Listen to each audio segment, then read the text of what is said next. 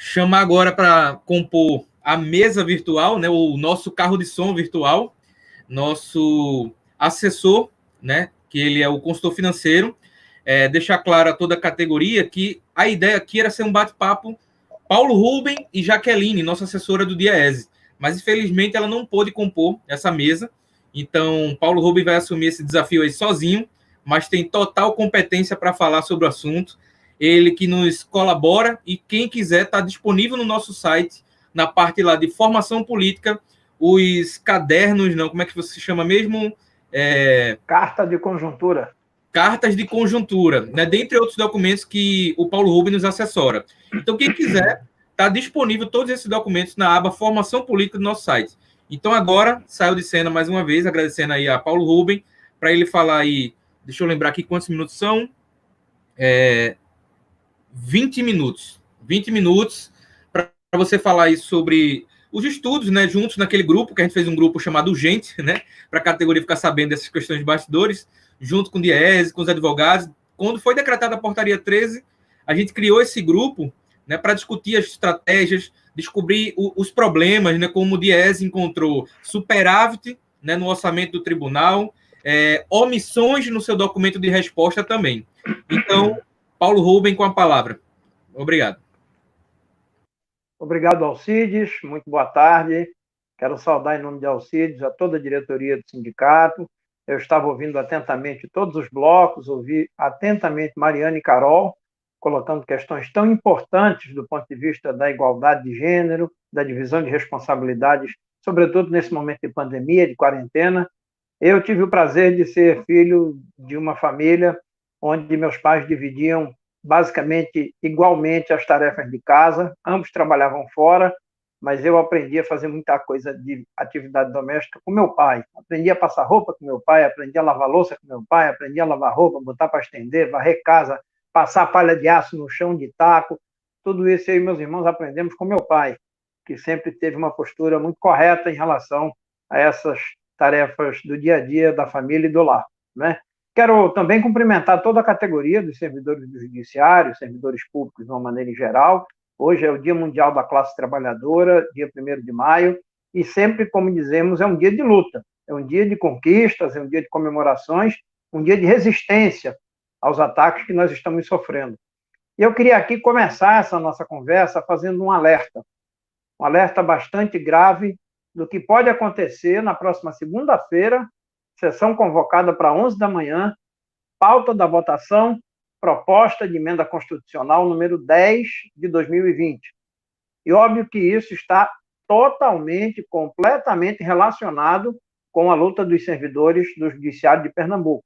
Com essa luta brilhante que foi travada agora e que levou à reversão do quadro inicial, com a portaria de contingenciamento de despesas, o plano de contingenciamento, que veio de cima para baixo como um meteoro, sem nenhuma abertura para discussão com a categoria, sem estar amparado em nenhuma avaliação da execução orçamentária do tribunal dos últimos 2, 3 ou 4 anos, para que se pudesse aqui e ali identificar nos grupos de despesa algum superávit financeiro, alguma despesa que ficou acima da média desses últimos 4 anos, para que a partir dessa avaliação de cada uma dessas despesas, nos seus grupos de despesas, despesas de custeio, despesas de pessoal, investimentos, etc., se pudesse estimar uma recomposição, e não da forma como foi feita, de cima para baixo, sem que o tribunal observasse a desigualdade na condição de remuneração e trabalho dos seus servidores para com os magistrados, ou seja, graças à atuação do sindicato, ao compromisso do sindicato, à luta pela transparência,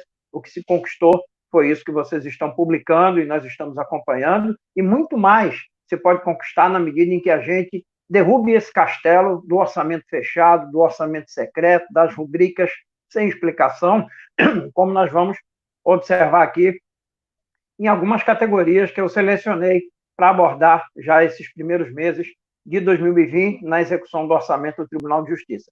Mas voltando a falar da PEC 10 de 2020, a gente precisa retroagir 7 meses para encontrar a raiz dessa proposta de emenda constitucional. Exatamente isso.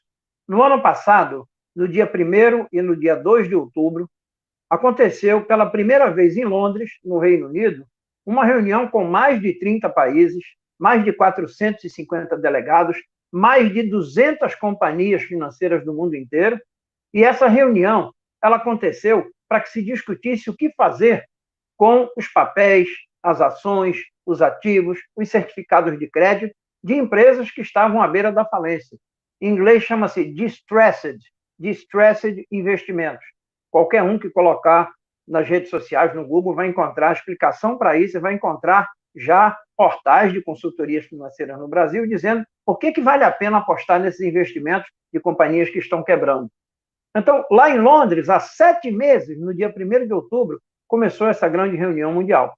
E um dos caminhos que eles encontraram para resolver essa situação de bancos, fundos financeiros, que têm nas suas carteiras de investimentos ações, títulos, certificados, papéis de empresas em situação de falência, os chamados papéis podres, um dos caminhos foi empurrar esse pepino, empurrar essa montanha de papéis podres para os bancos centrais dos estados nacionais. E foi exatamente o que aconteceu no Brasil. No meio de uma pandemia, no meio de uma situação de calamidade pública, de uma crise sanitária brutal, o presidente da Câmara, Rodrigo Maia, em conluio com os grandes bancos e fundos financeiros que operam no Brasil, patrocinou a apresentação dessa emenda. E aí criaram uma maquiagem, criaram um bordado para justificar que as alterações da PEC 10, elas têm como sentido remover recursos, remanejar receitas para dar combate à pandemia. Ora, isso é de uma fraude monumental. E eu não estou dizendo aqui fazendo discurso político e ideológico. Eu estou dizendo porque eu li. Nós, da Auditoria Cidadã da Dívida, coordenada pela auditora aposentada Maria Lúcia Fatorelli, da Receita Federal, nós dissecamos essa PEC 10. E ela diz basicamente o seguinte: ela queria, no início, ela queria remanejar recursos do orçamento de todas as áreas para criar receitas para o combate à pandemia. Só não aceitava o remanejamento de recursos destinados ao pagamento de juros da dívida pública. Então, se fosse aprovada inicialmente, de acordo com o parágrafo 6º do artigo 1º, o que ia acontecer? Seria possível desviar recursos da habitação, da educação, do saneamento, da segurança, da ciência e tecnologia, segundo a proposta original, para reforçar o orçamento de combate à pandemia. Mas, porém, contudo, todavia, não seria possível remanejar recursos destinados ao pagamento de juros da dívida pública. Parágrafo 6º do artigo 1º da PEC 10. O parágrafo 7º disse o seguinte, promovia o seguinte: o governo estava autorizado a utilizar o dinheiro das operações de crédito, o endividamento que o governo faz para renegociar de um ano para outro a dívida pública, o chamado refinanciamento. O governo também poderia utilizar esses recursos para quê? Para pagar juros da dívida. E aí há uma brutalidade imensa.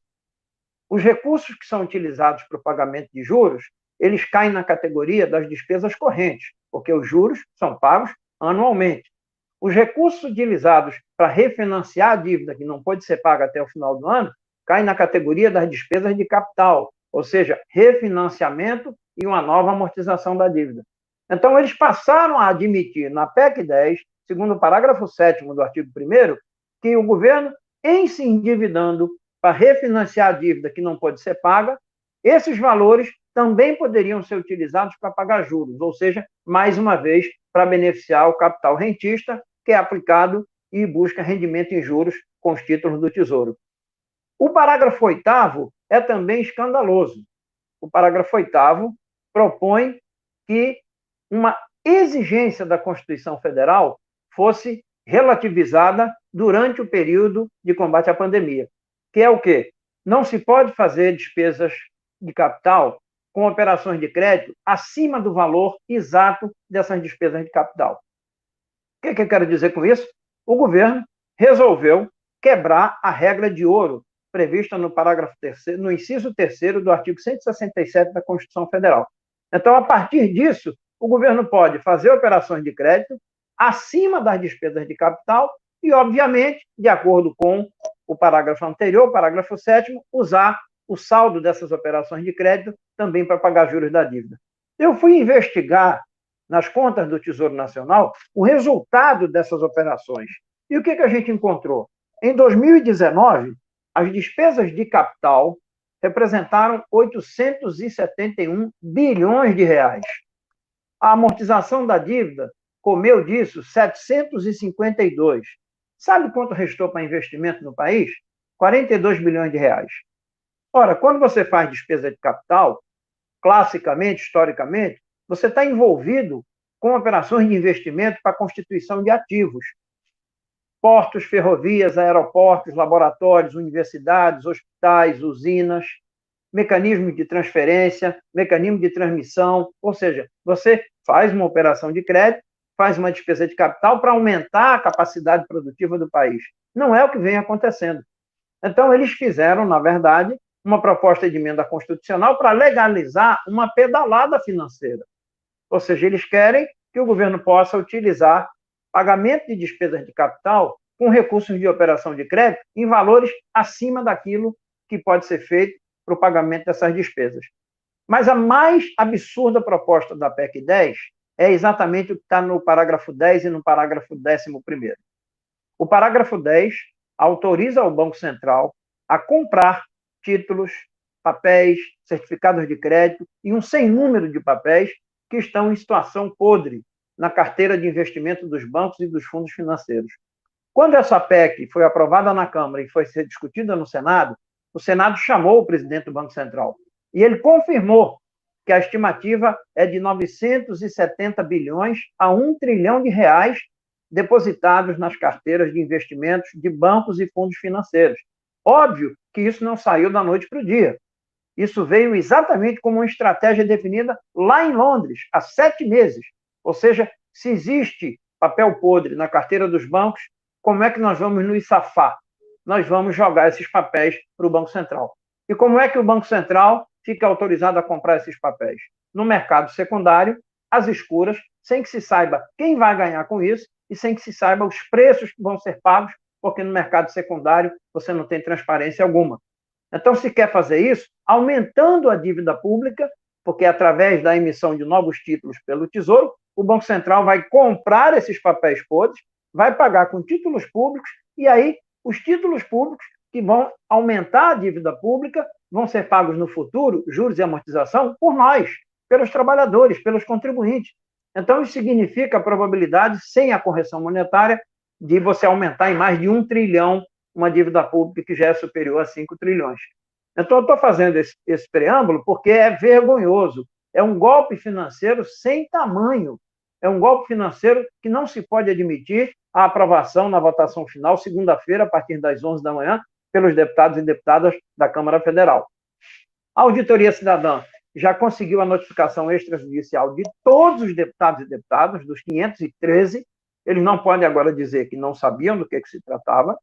Eles têm todas as informações, inclusive todos os relatos que foram produzidos nessa reunião em Londres, no dia 1 e no dia 2 de outubro, exatamente para que eles tenham clareza da bandidagem, da malandragem do que se quer propor através de uma emenda constitucional. E no momento de pandemia, no momento de calamidade, no momento excepcional, se quer mudar a Constituição usando o Banco Central, usando títulos públicos para comprar papéis podres da maioria dos bancos, dos fundos financeiros que operam com esses papéis, que tem várias nomenclaturas. Eu não vou aqui perder tempo dizendo, eu posso falar títulos públicos, privados, certificados, mas são várias as categorias desses papéis, e você vai encontrar, colocando no Google, distressed, você vai encontrar o que são os distressed papers, os distressed investments. São exatamente papéis de empresas em situação falimentar, em situação de quebra, e qual é a regra? Comprar bem barato e vender o mais caro que puder. Está escrito, está publicado, não sou eu que estou inventando. Dito isso, eu espero que daqui até segunda-feira, quem votou num deputado federal, numa deputada federal, quem conhece um deputado federal, uma deputada federal de Pernambuco, vai lá no site da auditoriacidadã.org.br, baixa a nota e manda para o deputado em quem você votou.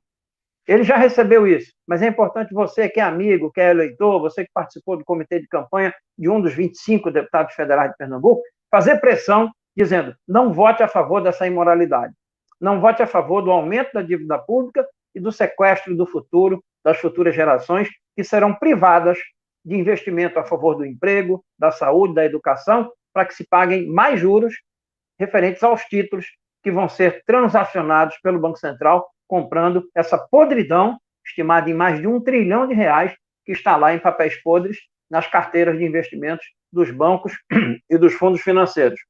Dado o primeiro recado, o que a gente selecionou aqui em relação ao orçamento do Tribunal de Justiça de Pernambuco?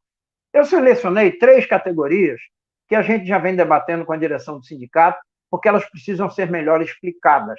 A primeira categoria, ela é composta de 2 despesas: aluguel de imóveis, construção e reformas de próprios do Tribunal de Justiça. O segundo, uma rubrica genérica chamada demais despesas de custeio. E o terceiro são 3 grupos de despesas que se identificam como locação, serviços de informática, programas de informática sobre encomenda, equipamentos de informática e programas de informática. Então, o que a gente observa de contraditório, de pouco transparente nessas 3 rubricas que estão disponíveis, acessíveis no balanço publicado no portal da transparência, referente às contas e ao orçamento do Tribunal de Justiça? Em primeiro lugar, aluguel de imóveis. Em janeiro, foram pagos R$ 405.271 de aluguel de imóveis. Essa conta sobe em fevereiro para R$ 978.945 de aluguel de imóveis. Um crescimento de fevereiro em relação a janeiro de 141%. 141%.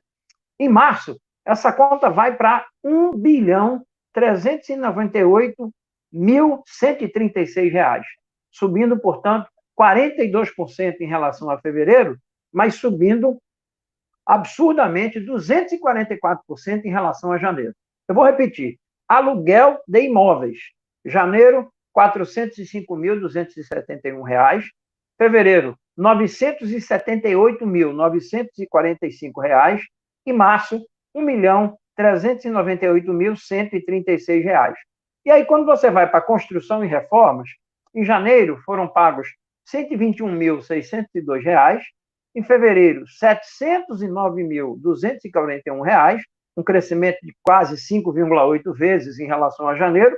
E em março, R$ 424.722, uma queda em relação a fevereiro de 42%, mas um aumento em relação a janeiro de 249%. Então, o que precisa ser explicado do ponto de vista do interesse público e da transparência e do conjunto dos que fazem o serviço público do Poder Judiciário em Pernambuco? Primeiro, qual é a relação do aluguel desses imóveis com a construção e reforma de próprios ou de outros equipamentos utilizados, prédios, instalações pelo Tribunal de Justiça? Você dá um salto em janeiro de R$ 405.271 de aluguel para pagar R$ 1.398.136 de aluguel no mês de março. O que foi que aconteceu? Houve renegociação de contratos, foram incorporados novos contratos, foram alugados novos prédios, houve um crescimento do total de imóveis incorporados por via indireta, por meio de aluguéis, para a prestação dos serviços judiciários ao povo de Pernambuco. Isso precisa ser explicado.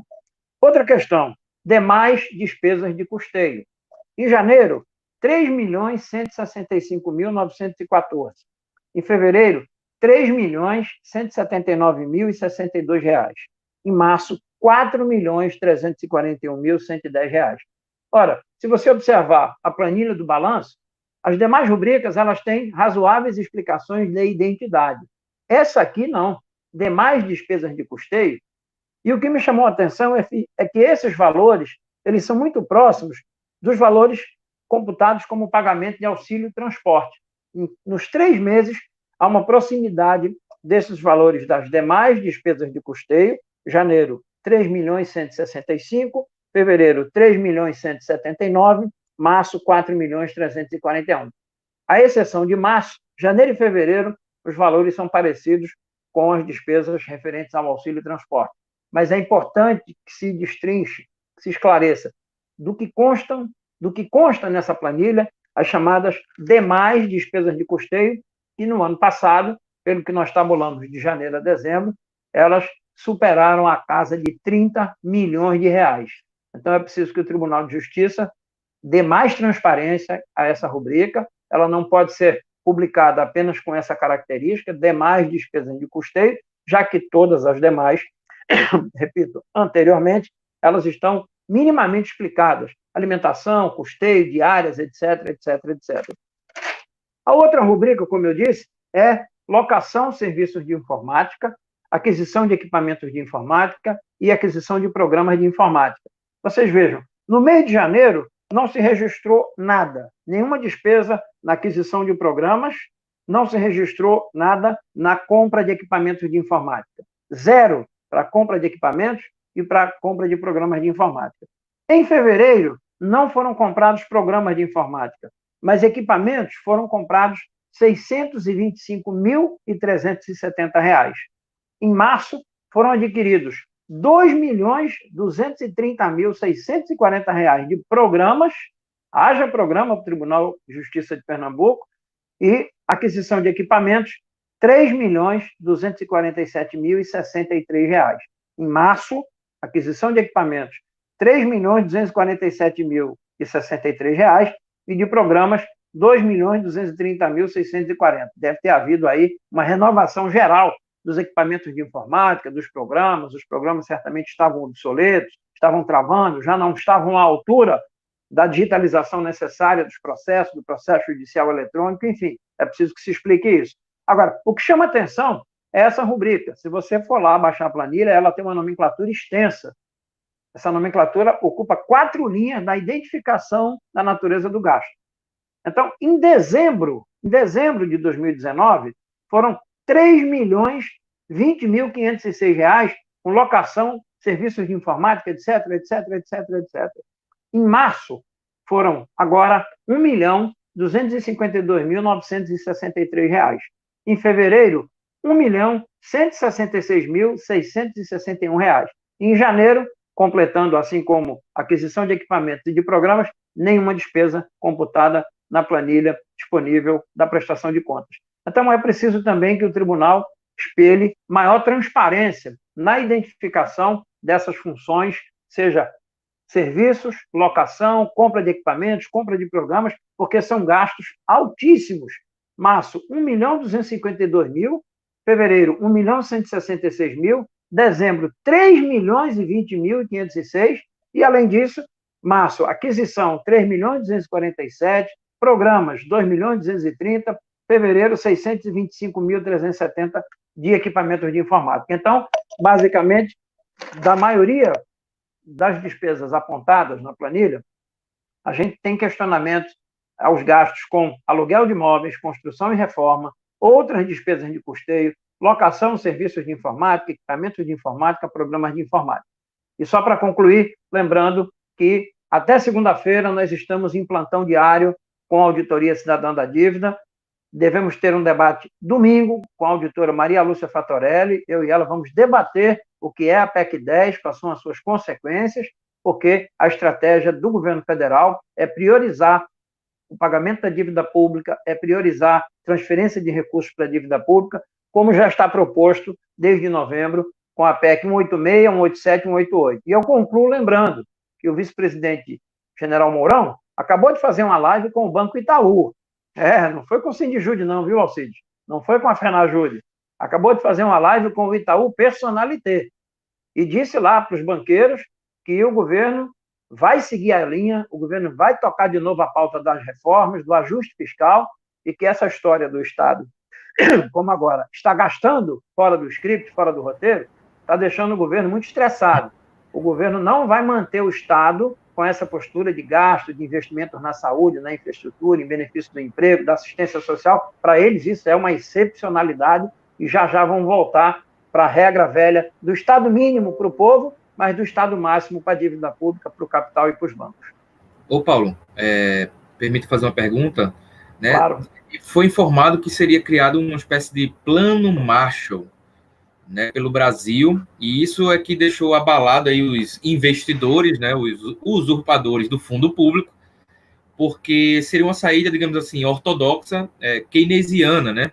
Então, ou seja, como tal qual em 1929, com a crise, e o Banco Mundial, o FMI, já disseram que os impactos né, na economia, do isolamento social, dessa medida, que é a única medida, por enquanto, né, possível, diante que a gente ainda não achou um remédio, uma vacina, que tem que investir, né? Então, grandes governos liberais no mundo todo estão investindo pesadamente, né, seus recursos para assegurar a vida e a saúde da população. Então, rapidamente aí, uns 2 minutos, só para a gente fechar essa ideia, qual é a sua análise, a sua opinião sobre essa dualidade, né? Se está existindo ou não dentro do governo uma ala, digamos assim, mais querendo investimento do Estado, né? Porque é a única forma de sair, uma espécie de novo PAC, um PAC do governo Bolsonaro, ou não, eles vão, Guedes vai realmente se manter firme nessa estratégia aí neoliberal? Olha, esse governo está que nem uma cobra de duas cabeças, né? De um lado, o ministro da Economia, Paulo Guedes, que está profundamente irritado com as despesas que está sendo obrigado a fazer para reforçar a saúde coletiva, para reforçar o enfrentamento da pandemia e para garantir o mínimo de assistência aos trabalhadores nessa situação de crise econômica. Ele está profundamente irritado porque ele está tendo que seguir um roteiro que não é o roteiro eleito, segundo ele, em 2018. Ele, essa semana, teve a pouca vergonha de dizer que esses gastos estão atentando contra a democracia, porque a democracia que votou em Bolsonaro em 2018 não queria esse tipo de gasto, ou seja, para ele, defender a vida da população, gastar com saúde, gastar no combate à pandemia, é um atentado à democracia. Então, para ele, tem que seguir o rigor, a cartilha do ajuste fiscal, da austeridade fiscal, por isso é que em novembro eles mandaram para o Congresso 3 emendas constitucionais, a PEC 186, 187 e 188, e a PEC 188 fala que a dívida pública passa a ser a âncora do Estado. A outra cabeça é exatamente o quê? O general Braga Neto, que está lá como um intruso e foi propor um plano de investimentos, mas um plano ridículo. Um plano em que o Estado vai mover 30 bilhões de reais para retomar o aquecimento da economia. Isso não pode nem ser chamado de plano Marshall, porque isso não faz nem cócegas na necessidade de investimento da economia brasileira, sobretudo no investimento rápido em obras civis, em obras públicas, construção civil, habitação, saneamento, que são intensivas no contrato de mão de obra. Então, é um governo perdido, do ponto de vista de ter um comando único, e, acima de tudo, o superministro, que nomeou-se como ministro da Economia, do Trabalho, da Previdência, etc., quer seguir a cartilha ultra neoliberal. Então, nós temos que estar muito atentos, porque o primeiro embate vai ser segunda-feira, com a proposta de votação da PEC 10 na Câmara dos Deputados. Não podemos deixar que essa PEC seja aprovada, e, se for aprovada, temos que recorrer ao Supremo Tribunal Federal pela imoralidade que ela constitui, negócios privados que foram constituídos sabendo-se da pré-falência dos emissores desses títulos, ações, certificados de crédito, não podem ser transformados agora em prejuízo público. Não é para isso que nós temos o Banco Central no Brasil, não é para isso que se faz política econômica. Então, esse plano ficou no meio do caminho, porque a própria equipe econômica do Ministério da Economia contestou a iniciativa do general Braga Neto, e a nossa resistência agora é contra a PEC 10, e, acima de tudo, nos preparando, porque o general Mourão disse, na sua live com o Itaú Personalité, que 2020 deve fechar com um déficit de 500 bilhões. Veja, o déficit não é porque eles vão gastar mais com saúde, educação, infraestrutura, justiça, saneamento, moradia, segurança, diante da receita. É porque a conta financeira da dívida pública vai estar, muitas vezes, estourando a capacidade de pagamento das receitas do Estado. Então, ele já disse que vai chegar acima de 500 bilhões e que em 2021 o ano vai começar com mais política de austeridade fiscal, mais política de arroz fiscal contra a população e contra os servidores públicos. A nossa resposta é aquela que a gente sabe dar e vai dar, lutando, questionando, denunciando e combatendo essa imoralidade que é tomar o Estado de assalto e usar o Banco Central para socializar prejuízo dos bancos, dos fundos financeiros, às custas dos direitos sociais e do trabalho da maioria do povo brasileiro. Então, Paulo, a gente agradece, né? A gente sabe aí que somos aí a 9ª economia do mundo e o 7º país mais desigual. Então, dinheiro tem, né? Fora o debate que você apresentou, né? Da auditoria cidadã da dívida e tudo mais. Eu renovo que as pessoas acessem o site da auditoria e do lado direito tem lá a nota que foi publicada, produzida em relação à PEC 10 e foi objeto de uma notificação extrajudicial para cada um e cada uma dos 513 deputados. Vamos fazer isso e aproveitar o final de semana para compreender melhor, para na segunda a gente estar com gosto e gás, pressionando cada um dos 25 deputados e deputadas federais de Pernambuco. Se em cada estado a gente conseguir fazer essa pressão, eu acho que a gente consegue barrar os 305 votos favoráveis a essa emenda constitucional na Câmara. Pronto, a sua fala, inclusive, responde uma pergunta aqui do Pedro, né? Era justamente sobre onde acompanhar esse debate. Então, Paulo, além disso, tem a emenda constitucional 95, né, que congelou os gastos. Então, isso, só para falar e exemplificar a categoria, que a gente nunca pode ignorar o que está acontecendo em Brasília. Né? Então, ou seja, mas aqui em Pernambuco a nossa luta é essa, e no mundo, então, ou seja, todos esses cortes, flexibilização de direitos, essas políticas neoliberais são coisas que vêm sendo aplicadas no mundo todo, né? Como começou lá no governo da ditadura de Pinochet, Margaret Thatcher, Ronald Reagan nos Estados Unidos também. Então, ou seja, a gente hoje que é esse centro, né, do neoliberalismo do Chicago Boy, que é o Paulo Guedes, né? Além de que você falou do aluguel, destacar aqui os prédios do Rio Mar e do edifício, deixa eu ver aqui no Google Maps, que eu fui pesquisar, Maurício Brandão Matos. A gente tem um aluguel lá, o tribunal, e esse edifício, uma vista belíssima ali em frente ao TRF5, né, no centro da cidade, ali na parte antiga. Então, são prédios que poderiam ser, por exemplo, está precisando cortar dinheiro? Acaba com esses aluguéis e vamos para a escola judicial. Tem vários pavimentos do prédio da escola, que é um elefante branco, né, que estão desalojados, não tem nada. Assim como prédios que a gente identifica, né, como, se eu me lembrar agora aqui, Arco Verde, Serra Talhada, Goiânia, que são um oásis no deserto, principalmente o de Goiânia, que é no meio do nada, e em Serra Talhada, ou seja, toda a área, estrutura política da cidade está num lado da BR e o prédio do tribunal, né, ficou no outro lado, no meio de residências, casas e um prédio de 5 andares, sendo 2 pavimentos, ou são 3, no caso de Serra Talhada, acho que são 3, não lembro agora, sem nada, ou seja, um gasto de dinheiro público. Então, isso é que pode ser investido em melhores condições de trabalho para os servidores. E aí você vê toda a disparidade também de prédios belíssimos, muito bem feitos, né? Ou, vírgula, bem feito, assim, de beleza, né? Mas muitas vezes tem vazamento, não tem cortina, servidores sofrendo com a incidência do sol, isso atinge problema de segurança de trabalho e de saúde, da visão e tudo mais, da pele, ou seja, quem faz os projetos de tribunal parece que é o mesmo padrão e não pensa nos trabalhadores, ou seja, quem está executando dia a dia do trabalho. Então, Paulo, agradecer a você, né? A gente já passou um pouquinho aqui do horário, mais uma vez aí, agradeço. Paulo, e sempre renovo o convite para acessarem o site da auditoriacidadã.org.br. Exatamente. Um grande abraço aí. Para quem conheceu o Paulo Rubem agora, né? Ele é o nosso assessor, né? Então ele está sempre aí emitindo documentos para a gente, fazendo análise de documentos. Então, os documentos recentes do tribunal foram analisados tanto por Paulo Rubem quanto Jaqueline, do DIES, que infelizmente não pôde estar aqui conosco nessa live. Mas Paulo deu conta aí muito bem do recado e agradeço mais uma vez, Paulo. Tá ok. E vamos colocar mais uma carta de conjuntura a partir de segunda-feira para o sindicato distribuir para a categoria. Carta de conjuntura de maio de 2020. Vai chegar aí no começo da semana. Um grande abraço. Bom 1º de maio para todos e todas.